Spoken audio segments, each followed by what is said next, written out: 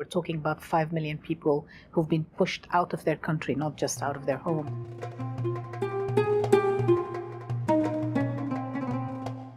Welcome to the Inside the Middle East Q&A series at the Middle East Initiative.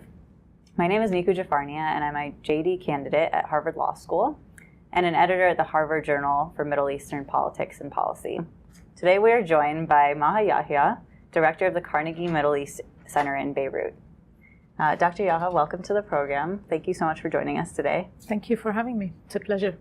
So your recent paper and what you're going to be talking about today is titled Coming Home, and generally discusses the voluntary return of Syrians to Syria.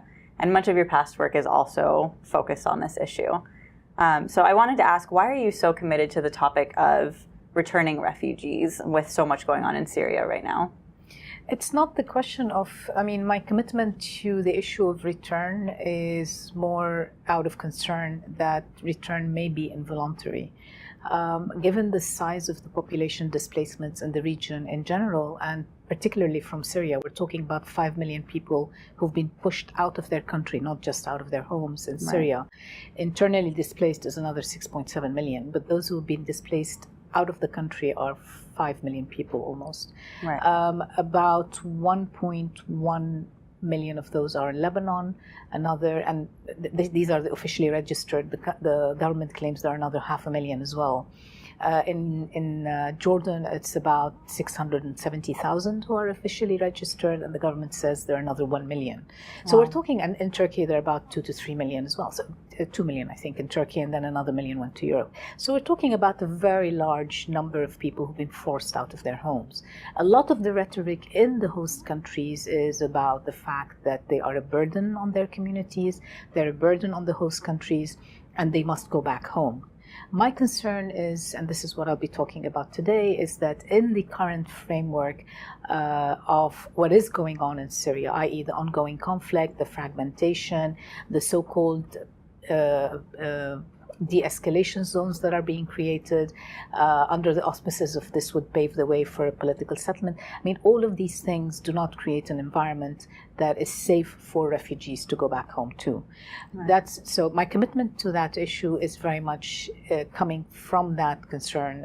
It's trying to say, if we are going to talk about political settlement, it's one that needs to take the needs of refugees into account. Refugees have to be at the center of any political settlement. Without that, then we're risking further displacement, we're risking putting people in danger, and so on and so forth. One can go into the kind of side effects of something like this. In recent months, ISIS has lost some control of territory, and there have been several dozen refugees who have returned to Syria. And I think a lot of countries and governments have started talking more about, Syria is becoming more safe, things are more stable, now is the time for people to be returning. Is that something that you believe in, part of what prompted you to be writing this, or? Absolutely not. Absolutely not. Syria is not safer for people to go back home to. No, my interest in this predated even all of this discussion about, we saw this coming. We saw the idea that refugees would be maybe forced to go home. There's been an escalation in this discourse, particularly in neighboring countries, but also in Europe. You see the backlash against refugees, a lot of misconceptions about refugees taking people's jobs away, refugees being a burden, refugees driving crime rates up, whereas all the statistics actually indicate that this kind of toxic narrative is based on actually untruth. It's not true, it's not factual, and it's just simply false. It's just fear-mongering and xenophobia at its best.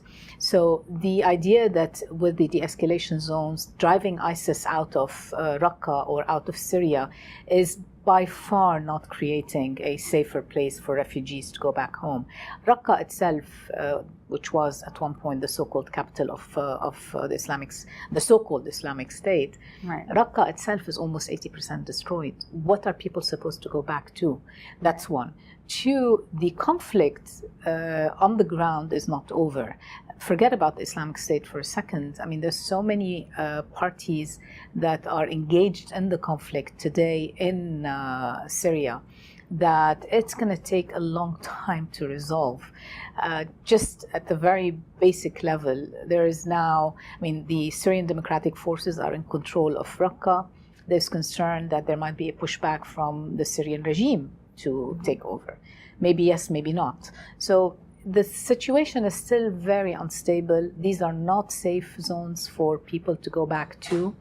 And just on the issue of people having gone back recently, it again is not the case. There was a report by the UN that came out and said there are 650,000 people who have gone back home.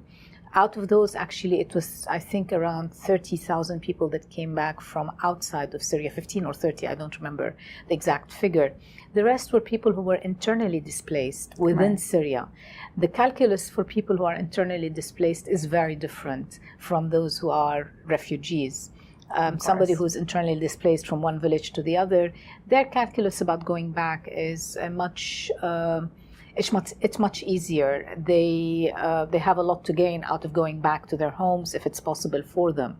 Whereas for refugees, when somebody takes a decision to leave their home, they've A, usually been displaced multiple times within Syria, and B, they've actually given up on a lot, including selling all their assets in order to go, to get out to safety.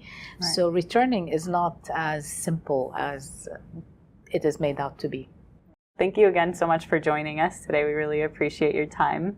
It's a pleasure. Thank you for having me.